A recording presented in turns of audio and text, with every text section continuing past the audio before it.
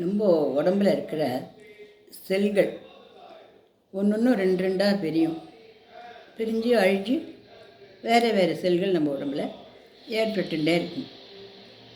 இப்படி ஏற்பட்டுருக்கிறது தான் சாதாரணமாக நல்லது. ஆனால் அந்த செல்கள் அழியவே அழியாமல் புதுசு புதுசாக ஏற்பட்டுட்டே போனாக்கா அந்த செல்கள் நம்மளோட ரத்தத்தில் உறிஞ்சிவிடும். அது நமக்கு புற்றுநோய் அப்படிங்கிறதாக சொல்கிறது வழக்கம். கரையாம்புத்து மாதிரி அது நம்ம உடம்பு ரத்தத்தில் எல்லாத்தையும் உறிஞ்சி எடுத்துன்றோம். நம்ம உடலுக்கு பரவி உயிருக்கு ஆபத்தை அது கொடுக்கலாம், சரியாக கவனிக்கட்டால். இது எதனால் வருது அப்படின்னு யாராலையுமே இன்னும் கண்டுபிடிக்கிறதுலாம் முடியல. ஆனால் இது வர விடாமல் தடுக்கிறதுக்கு நம்ம சில உணவுகளை உட்கொள்ளலாம். சில வித மூச்சு பயிற்சிகளெல்லாம் நம்ம பண்ணலாம். சில வித காய்கறிகளெல்லாம் நம்ம சாப்பிடலாம். இப்படிலாம் பண்ணுறதுனால நமக்கு இந்த நோய் வந்திருந்தே இருந்தால் கூட அந்த நோய் நீங்கி நம்ம நல்லா இருக்க முடியும். இந்த காலத்தில் புற்றுநோய் வந்தாலும் கூட அது முழுவதுமாக நீக்க முடியாதுங்கிறது ஒரு பெரிய கண்டுபிடிப்பாக இருக்குது. நல்லா நீங்கிறது நம்ம சந்தோஷமாக நம்மளை வாழலாம். நம்ம இந்த இடத்துல நம்ம என்ன தெரிஞ்சுக்கணும் அப்படின்னா, எது அஸ்மதியம் நகி தத் பரேஷாம், எது நம்மளதோ அது யாருக்கிட்டையும் போயிடாது. எது வேறு யாரதோ அது நம்ம தலைகாணுன்னா நமக்கு கிடைக்காது. இந்த விஷயத்தை நம்ம நல்லா ஃபண்டமெண்டலாக நம்ம மனசில் போட்டு வச்சுட்டோம்னா நம்ம உள்ளத்தில் குமுறல் வராது.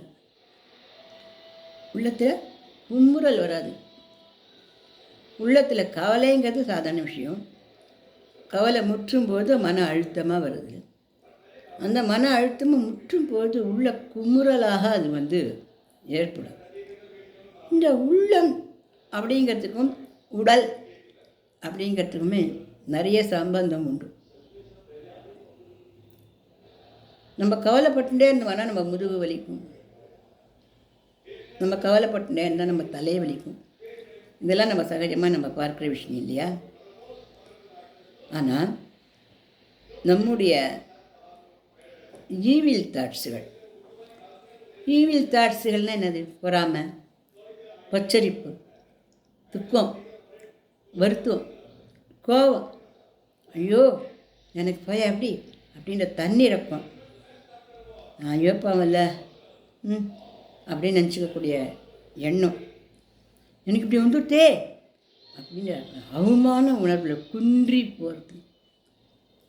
இதுகளெல்லாம் நம்ம உள்ளத்தை மட்டும் பாதிக்கல, நம்ம உடம்பையும் பாதிக்கிறது. பொறாமை அப்படின்னு நிறைய நம்ம பட்டோம்னாக்கா நமக்கு கிட்னியில் தான் ப்ராப்ளம் ஆயிடுறது. கிட்னிக்கும் பொறாமைக்கும் என்ன சம்மந்தம்னு நினைக்கலாம். நம்ம அந்த பொறாமை அப்படின்னு வர சமயத்தில் அது கிட்னியை தான் தாக்குறது. துக்கம், நான் பாட்டுக்கு தான் துக்கப்பட்டு ஒரு பக்கம் கிடக்கிறேன் அப்படின்னா அந்த துக்கம் அப்படின்றது நுரையீரலில் ப்ராப்ளத்தை கொடுக்கறது. துக்கப்படக்கூடாது. நாம் இந்த உலகத்துக்கு வந்திருக்கோம், பகவானை நம்பி வந்திருக்கோம், பகவான் கூப்பிடிச்சா போகிறோம், இவ்வளவுதான். துக்கப்படக்கூடாது. துக்கமே வந்தாலும் என்ன பண்ண முடியும்? சமாளிச்சுக்கிறதுக்கு கொஞ்சம் நம்ம தெரிஞ்சுன்னு தான் ஆகும். துக்கத்திலே முழுகினோன்னா அது நுரையீரலெல்லாம் பாதிச்சு. நுரையீரல் ஒரு பெரிய உறுப்பு இல்லையா நம்ம உடம்புல? அது பாதித்தா அப்புறம் கொஞ்சம் கஷ்டம், ரொம்ப கஷ்டம் தானே. நுரையீரல் பாதித்தா ஆட்டோமேட்டிக்காக கிட்னியும் பாதிக்கும். அதனால் துக்கம் அப்படிங்கிறது நம்ம படவே கூடாது. அதுக்கு தான் முதல்ல அந்த வார்த்தையை சொன்னேன். எது அஸ்மதியம் நகி தத் பரேஷாம், எது நமக்குன்னு கிடைக்கணும்னு இருக்குதோ அது கண்டிப்பாக கடவுள் நமக்கு கொண்டு கொடுத்துடும். இந்த உறுதியும் நமக்கு கிடையாதுன்ற தலைகளாக நின்னாலும் நமக்கு கிடைக்காது தான் அப்படிங்கிறத பற்றின தெளிவும் நமக்கு வந்துடுத்து அப்படின்னா நம்ம துக்கப்பட மாட்டோம். எல்லாருடைய வாழ்க்கையிலையும் துக்கம், வருத்தம், பொறாமை எல்லாமே இருக்கும். எல்லாம் கொஞ்சம் கொஞ்சம் கொஞ்சம் கொஞ்சம் இருந்தது. அப்பப்போ வந்துட்டு போயிடுச்சுன்னா அதெல்லாம் ஒன்று நோயெல்லாம் வராது. அது ஆறாமரை உள்ளுக்குள்ளே போய் உட்காந்துடுத்து அப்படின்னா நோய் தான். அதில் இந்த அவமானம் போன்ற அந்த உணர்வு மூளையையே பாதிச்சிடும். யார் அவமானம், என்ன அவமானம்? பகவத்கீதையில் கிருஷ்ணர் தான் சொல்லியிருக்கேன், என்னுடைய பக்தர்களுக்கு அவமானம்ங்கிறதே கிடையாது. அவமானம் அப்படிங்கிறதே என்னுடைய பக்தர்களுக்கு கிடையாது. எது நடந்தாலும் அவளுக்கு அவமானம் கிடையாது, எனக்கு தான் அவமானம்.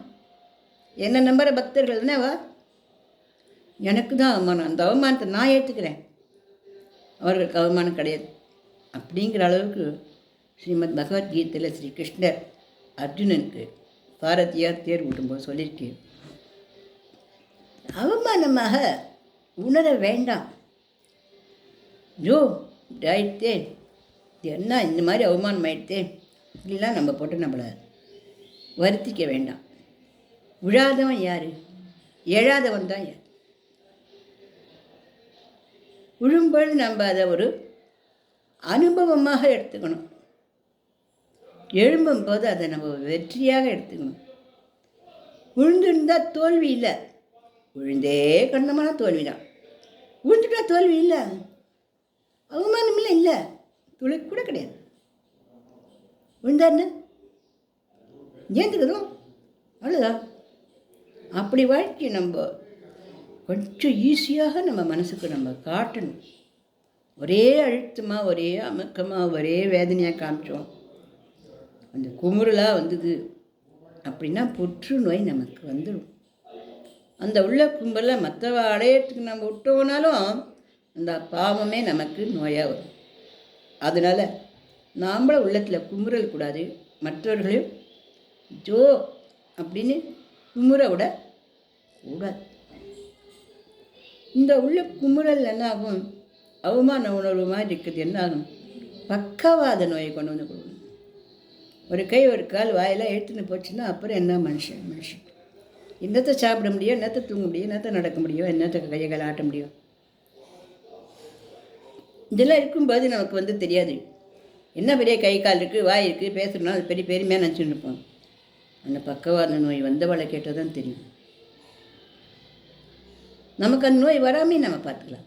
எது அவமானம், எது அசிங்கம், யார் சொன்ன அசிங்கம் அவமானம்லாம்?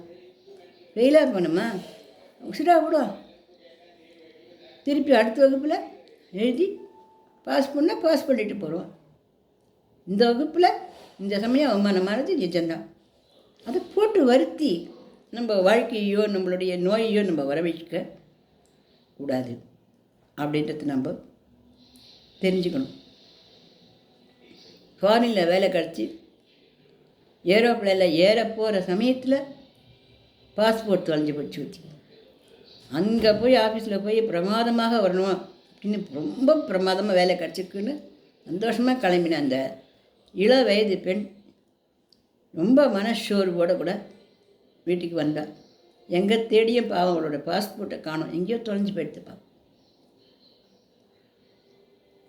அப்போது அவள் என்கிட்ட வந்தா, இந்த மாதிரி கிடைக்கிறதுக்கு அரியது ஒரு கிடச்சி அதை தவிர விட்ட மனசோர்வில் இருக்கா, என்ன பண்ணலாம் கேட்டேன்.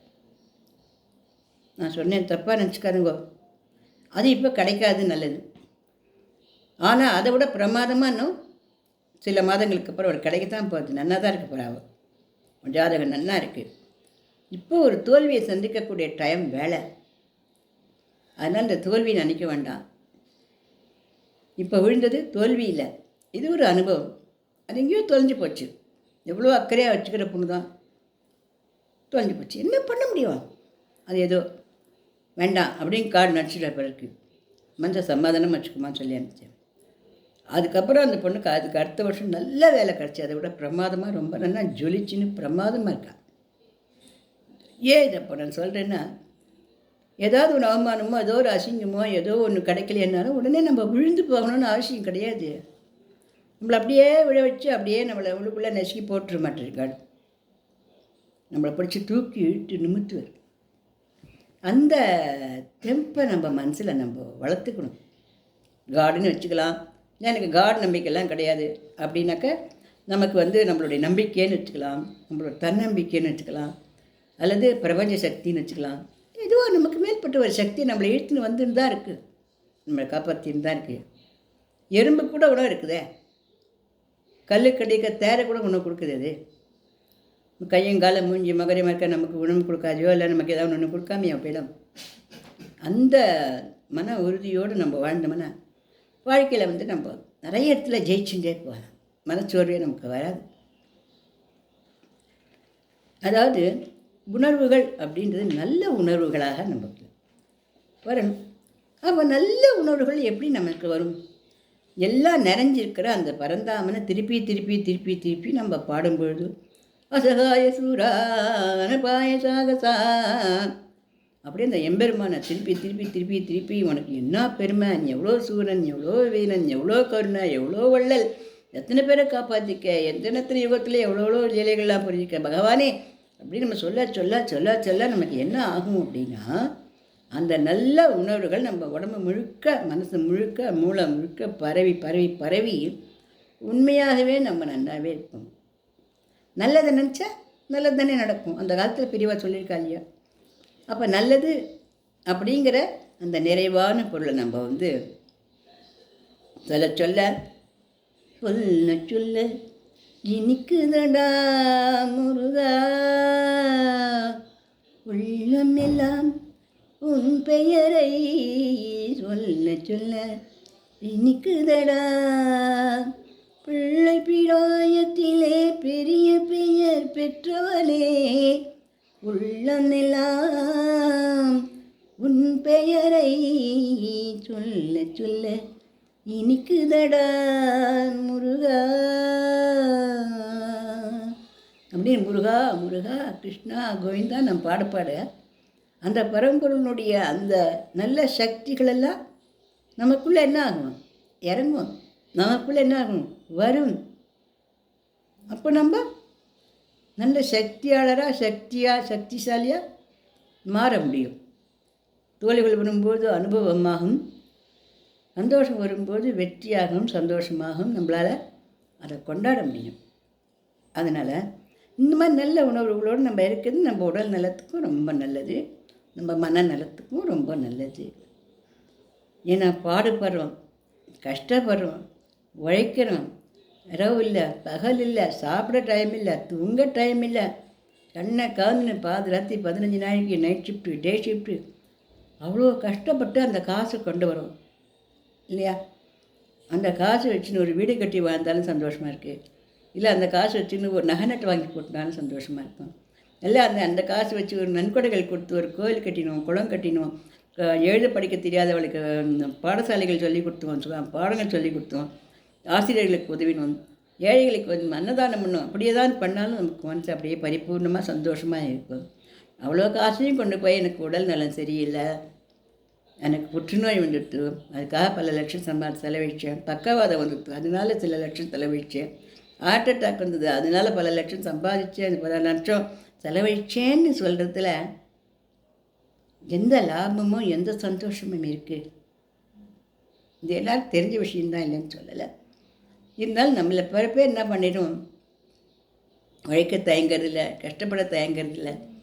ஆனால் அந்த மனசில் அந்த வருத்தத்தையும் அந்த வேதனையும் அந்த கோபத்தையும் அந்த ஆங்காரத்தையும், ஐயோ இல்லை பத்தியான்றத்தையும், ஐயோ எனக்கு மட்டுமா இப்படி அப்படின்ற மாதிரியான குணங்கள் எல்லாம் நம்ம உடைஞ்சு ஒடுங்கி பயிரோம்.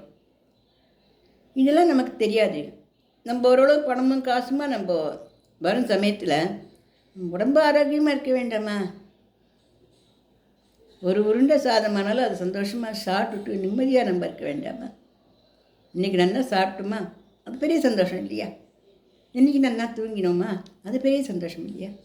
இன்றைக்கி நம்ம உறவுக்காரர்களோட சந்தோஷமாக சிரித்து பேசினோமா, அது சந்தோஷம் இல்லையா? இன்றைக்கி நண்பர்களோட ஃபோனில் அரட்டை அடிச்சுமா, அது சந்தோஷம் இல்லையா? இந்த சந்தோஷம் இருக்கிறதுக்கு உடம்பு ஆரோக்கியம் ஒன்றுமா வேண்டாமா? இந்த உடம்பு ஆரோக்கியம் மன ஆரோக்கியத்துக்கெல்லாம் நல்ல உணர்வுகள் தேவை. இது எல்லாருக்குமே தெரியும். அப்படின்னா நான் எதுக்கோசரம் இதை சொல்கிறேன் அப்படின்னா, நம்ம பல பேர்கள் என்ன பண்ணுறா, ரொம்ப பிரமாதமானவளாக இருக்கா, அறிவு ஜீவிகளாக விஞ்ஞானத்தில் ஜொலிக்கிறவளாக, பாட்டில் கலக்கிறவளாக, பந்தயங்களை வெல்றவளாக எல்லாம் இருந்துவான். ஏதோ ஒரு சின்ன விஷயத்துல அப்செட் ஆகி போய் அவள் அப்படியே அந்த அவ்வளோ பெரிய திறமைகளையும் இழக்கிறாள். நம்ம மனசு ஒரு குழந்த மாதிரி தான். நம்ம மனசை நம்ம தட்டி கொடுத்து சந்தோஷமாகவே வச்சுட்டுக்கணும். உனக்கு எல்லாம் கிடைக்கும், உனக்கு எல்லாம் கிடைக்கும், நீ பண்ணு, பரவாயில்ல, இப்போ போயிட்டு பரவாயில்ல, இப்போ போச்சா பரவாயில்ல, இட்ஸ் ஆல் ரைட். இதை மற்றவா நமக்கு சொல்லிட்டு இருக்க மாட்டான். சின்ன குழந்தை இல்லைன்னா அம்மா அப்பா சொல்லுவேன், போனா போதா இருக்கண்ணா, நீ ஓட்ட ஜெய கேட்டால் என்ன போச்சு, அடுத்த வாட்டி ஜெயிச்சு போகலாமே அப்படின்னு சொல்கிறதுக்கு மனுஷா இருப்பா. வயசு ஏற ஏற யார் இருப்பா? நாமே நமக்கு துணையானால் நாடும் பொருளும் நட்புகளும் தானே நம்மை வந்தடையும்.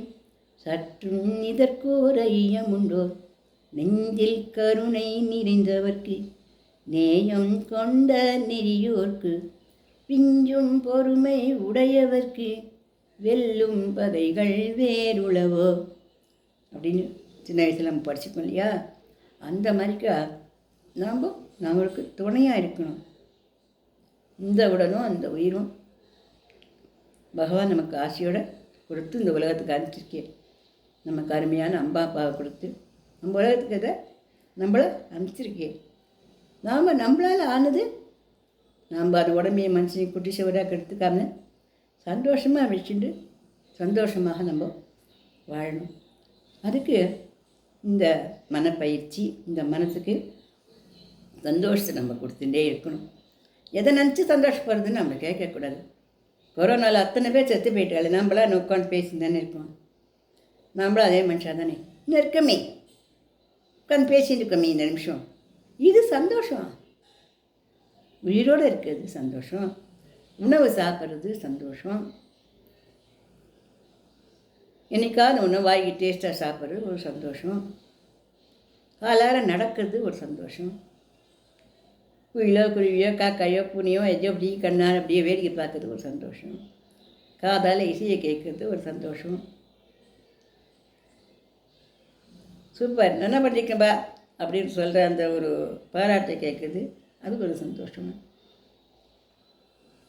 இப்படி எதுவும் சந்தோஷத்தை தேடிட்டு நம்ம மனசை சந்தோஷத்தை கொடுத்து நம்ம பார்க்க நம்ம நடையை கட்டிட்டு நம்ம பயணத்தில், வாழ்க்கை பயணத்தில் போயிட்டே இருக்கணும். ஆனால் அது மட்டும் பண்ணாம உடற்பயிற்சி அவசியம் தேவை. உடற்பயிற்சி அப்படின்னு ஒன்று கஷ்டப்பட்டு கையை எடுக்க காலை இழுக்கி அப்படிலாம் இல்லை. நம்ம உடம்புக்கு நடை அப்படிங்கிறது ரொம்ப தேவை. நடந்தாலே முக்கால்வாசி உடற்பயிற்சி ஆகிடுது. நல்லா நடக்கணும். வயிற்று பிரச்சனைகள் இருக்கிறவா இந்த சைக்கிளிங் அந்த மாதிரி பண்ணிக்கின்னு வயிற்று கொஞ்சம் நல்லா ஆட்டி அசிச்சுக்கோன்னா அந்த வயிறு சரியாக வரும். சின்ன குழந்தைங்களா நல்லா ஓட்டப்பந்தயம் நல்லா விளையாடுது, அந்த மாதிரி விளையாட விடணும். வயசாத விளையாண்டா கூட கொஞ்ச நாளையாவது நடக்கணும். 20 நிமிஷத்துக்கு ஒரு தடவை எழுந்து ஒரு 2 நிமிஷம் 3 நிமிஷம் ஒரு தடியோ தாம்பியோ இல்லை சூரியோ பிடிச்சிட்டு கொஞ்ச நாள் நடந்துட்டு வந்து உட்காந்தா கூட நம்ம உடம்புக்கு ரிலாக்ஸாக இருக்கும். நம்ம மூச்சு விடுறதுக்கு ரிலாக்ஸாக இருக்கும், எளிமையாக இருக்கும், சந்தோஷமாக இருக்கும்.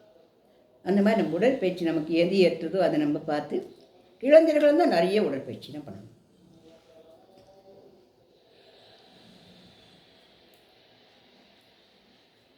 நம்ம இந்த மாதிரி பண்ணிட்டோம்னா நம்ம நோய் இல்லாத நம்ம வாழலாம்.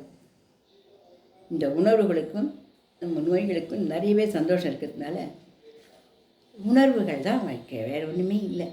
உணர்வுகளை நம்ம வசதியாக வச்சுக்கணும். எனக்கு நான் வசதி, உனக்கு நீ வசதி, அவ்வளோதான். நான் தான் வசதி அப்படின்னு கர்மம் இருக்கக்கூடாது. நம்மளை பெருமையாக வச்சுட்டோம் தான் நம்மளால் வாழ முடியும். மற்றவா நீ மக்கு அப்படின்னு சொன்னால் நம்ம மக்கு இல்லை. மற்றவா உனக்கெல்லாம் ஒன்றும் இல்லை, வாழவே தெரியலடி, ஐயா அசிடு, அது நம்ம அசிடா. நம்மளோட வாழ்க்கை அவள் வாழ்ந்துட்டுருக்கா. அவள் நம்மளை அசிடுன்னு சொன்னால் நம்ம அசிடுன்னு நினச்சிக்கிறதுக்கு. நம்மளோட வாழ்க்கை வேறு, அவளோட வாழ்க்கை வேறு இல்லையா? அதனால் அவளுடைய வாழ்க்கையிலேருந்து பார்க்கும்பொழுது அவள் அசிடா சமத்தா எப்படி வாழ்ந்துருக்கான்னு அவள் வாழ்க்கையே தெரியும். ஒத்தரை பார்த்து ஒத்தரை இதில் சொல்கிறதுக்கு எதுவுமே கிடையாது. இந்த கரைக்கு அக்கறை பச்சை ஒருத்தர் சொல்கிற வார்த்தைக்கெல்லாம் நம்ம மனசை வச்சுக்கிறது, அல்லது நம்ம குறைவாக நினச்சிக்கிறது, அல்லது நம்ம ஒரே துக்கமாக நினச்சிக்கிறது, இதெல்லாம் நம்ம அவசியமே கிடையாது. மனசு ஆரோக்கியமாக வச்சுட்டு, உடம்பை ஆரோக்கியமாக வச்சுட்டோம்னா இந்த உலகத்தில் நம்ம சந்தோஷமாகவே இருக்கும் வரையே நன்னாக வாழலாம். சந்தோஷமே வாழறது மட்டும் இல்லை, கடைசியில் இறக்கும்போது ஈஸியாக செத்து போகலாம். செத்து போகிறோமா மரண வேதனை, எம்மன் வந்து கழுத்தில் வைக்கும், காலில் வைக்கும், இழுக்கும், அதெல்லாம் ஒன்றும் கிடையாது. நம்மளுடைய எண்ணங்கள், நம்மளுடைய செயல்கள், நம்மளுடைய உணவு முறைகள், நம்ம உடற்பயிற்சிகள், மனசு உடம்பு லேசாக இருந்தால் அது பாட்டுக்கு இருக்கிற இடத்துல மூச்சு காற்றுக்குள்ளே போயிட்டு வரப்போகுது, போராடிக்கு அது பாட்டுக்கு போகிறது. அவ்வளோ இதில் எம்மனும் வரப்போதில்லை, நம்மனும் வரப்போதில்லை, எத்தையும் போட்டு எத்தையும் எழுத்துட்டுலாம் போகப்போதில்லை. நம்மளுடைய எண்ணங்கள் தான் நமக்கு வாழ்க்கை. என்ன சகோதர சகோதரிகளே, இந்த பதிவு உங்களுக்கு பிடிச்சிருந்ததுன்னா நீங்கள் லைக் பண்ணுங்கள், ஷேர் பண்ணுங்கள், சப்ஸ்கிரிப்ஷன் கொடுங்க.